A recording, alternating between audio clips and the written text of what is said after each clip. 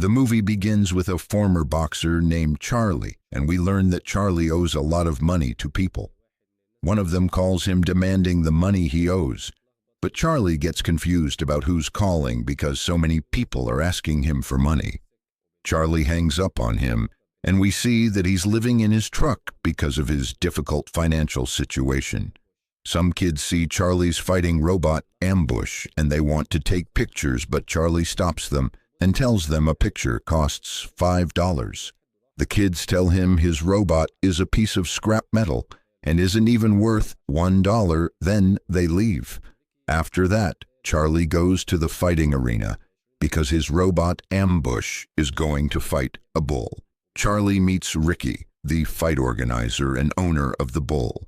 Ricky bets $20,000 that his bull will win, and Charlie accepts the bet and bets $20,000 as well. Ambush enters the ring and the fight begins quickly between Ambush and the bull.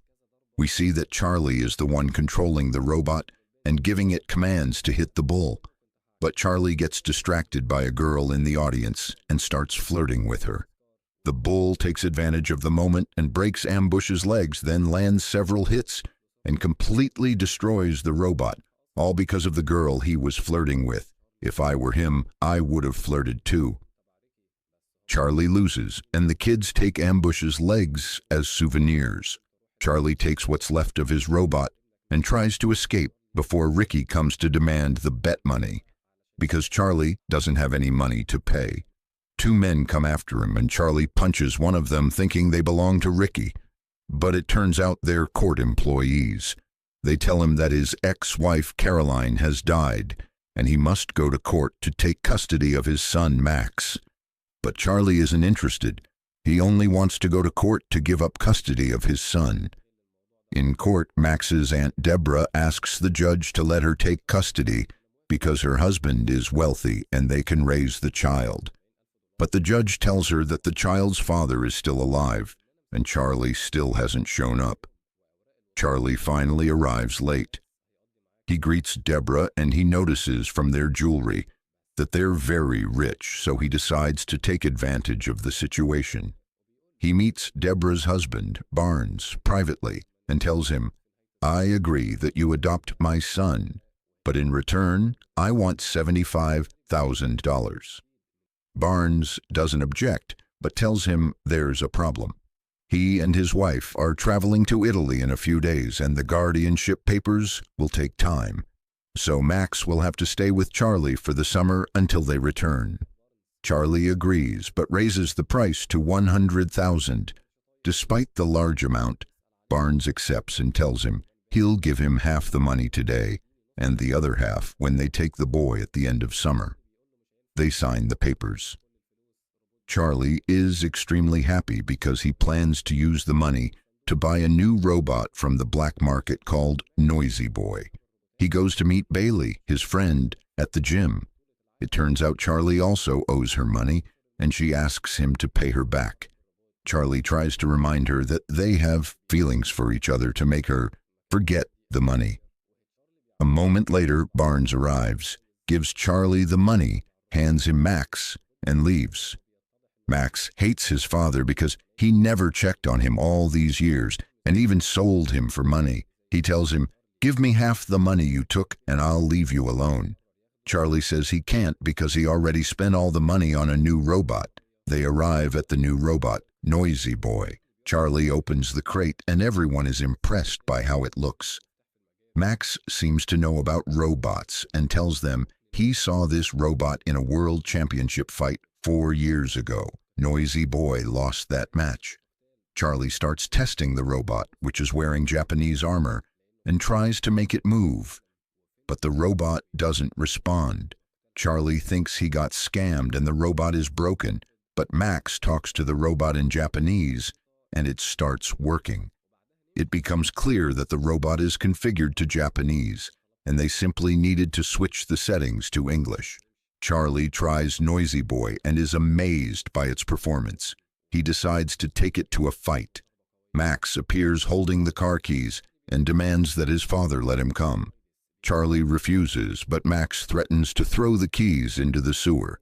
Charlie is forced to agree and takes him along. They go to the fighting club full of robot fighters. Charlie meets Finn, the fight organizer, and tells him he wants to participate in a fight against the strongest robot in the place and is confident his robot will win because it fought in a world championship final. Finn agrees but tells him the fight will be to the death. Charlie accepts but Max refuses, saying they should fight smaller matches to earn money first instead of facing the strongest robot. Charlie tells Max, "I didn't ask for your opinion," and insists they'll win big money. The match begins. Noisy Boy versus Midas. At first, Noisy Boy lands a powerful hit and shocks Midas. Charlie feels like he's about to win, but Midas turns the tables and takes control of the fight. Charlie tries to get back into the match, but he doesn't understand the settings and can't give proper commands. Noisy Boy suffers a humiliating defeat. His hand gets destroyed and then Midas hits him so hard his head flies off. Charlie loses hope. Later, he tells Max he needs to gather new parts to replace the broken ones. Max tells him that he shouldn't have entered this fight in the first place, and that Charlie doesn't think before making decisions. "You don't even understand Noisy Boy's control panel, and all your commands were random and unorganized." Charlie refuses to admit his mistake and says the robot is old and worn out. He orders Max to get in the car and stop arguing. They sneak into an old scrapyard because Charlie needs parts for Noisy Boy. They move carefully so the searchlights don't catch them. Charlie tells his son that human boxing became extinct long ago and was replaced by robot boxing because the audience wanted stronger entertainment. Robot fights made a lot of money and human fighters went bankrupt. I was one of those fighters who went broke, so I switched careers and became a robot trainer. Suddenly Max slips from a slope and rainwater pushes him down. Something metallic hanging on a ledge stops him from falling. Charlie rushes down and pulls Max to safety. Max wants to see what saved him, and it turns out to be a full robot. Max asks his father to take it because it saved his life, but Charlie refuses, thinking it's worthless scrap. Max insists. Charlie gets angry, tells him to pull it out himself, and walks away. Max spends the whole night until morning extracting the robot. He's upset with his father for not helping him. They return to the gym. Max collapses from exhaustion, and Bailey is shocked when she sees what's left of Noisy Boy. She can't handle Charlie's failures anymore and asks him what his plan is. Charlie has no plan, but he tells her Max found a robot in the scrapyard and asks her to check it. Bailey agrees because she still loves Charlie. When she sees the robot, she says it's an old generation robot and won't be useful. Charlie says he might use it to win small fights. Max interrupts, saying, "This robot is mine." They try to turn the robot on and are shocked that it works. The robot has a special feature. It can mirror the movements of the person in front of it. Max loves the robot and takes good care of it. They discover its name is Adam. Max asks Charlie and Bailey to let him enter Adam in matches. They refuse, saying this robot was made for training only. It was built to take punches, not fight. Charlie mocks him, saying the robot won't stand in any real fight and will be destroyed. Max ignores him and runs off with Adam at night, forming a strong bond with it. The next day, Max asks Bailey to tell him about Charlie. She explains that her father used to train Charlie, that he owns the gym, and Charlie is known for his strength, courage, and not giving up easily. She shows Max a newspaper photo of Charlie in an old match against the second strongest fighter in the world. Charlie had dominated the match, and Bailey fell in love with him after that. Charlie interrupts them and tells Bailey that he wants to borrow money, buy a robot, and then travel and never come back, because that's what she wants. Later, Charlie and Max travel at night to an arena where the strongest robots in the world fight. Charlie tells Max to wait outside. Max sees reporters crowding around the owners of the strongest robot in the world, Zeus. The engineer says Zeus can win any fight because he analyzes his opponent's moves and wins within 2 rounds. Max is amazed. Charlie meets Finn, an old friend, and asks him for money to buy a new robot. Finn refuses, tells him he's a losing bet, and walks away. Charlie takes Max and leaves. Max asks his father to let Adam fight, and Charlie agrees, telling him there are matches in the park. "We'll go tomorrow so you can enter your robot and end its life." The next morning, Charlie wakes up to Max training Adam. Charlie is surprised by Max's determination. They go to the park and meet a man named King, who owns the robot Metro, the strongest robot there. Max challenges Metro. King agrees and bets $100 that Adam won't last 1 round.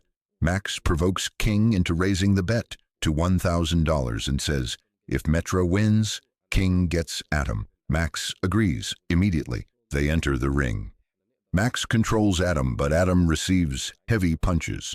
Metro is bigger and stronger. Adam's advantage is durability, but Max is still inexperienced and Adam keeps getting hit. With 30 seconds left in the round, Charlie tells Max to stall for time, but Adam gets knocked down. Everyone thinks Adam is done, but he gets up at the last second. Max wins the bet. King asks for another round for double or nothing, $2,000 if Adam can survive. Max agrees despite Charlie objecting. Max lands a strong punch that disables Metro.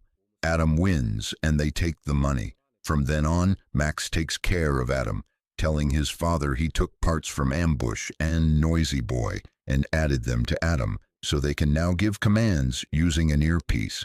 Max asks Charlie to teach Adam boxing. Charlie refuses and says he quit boxing long ago, and the last match he fought, he lost. Max begs him, saying he'll do anything if Charlie teaches Adam to fight. Charlie agrees for his son's sake. That night, he begins teaching Adam boxing techniques and giving him commands.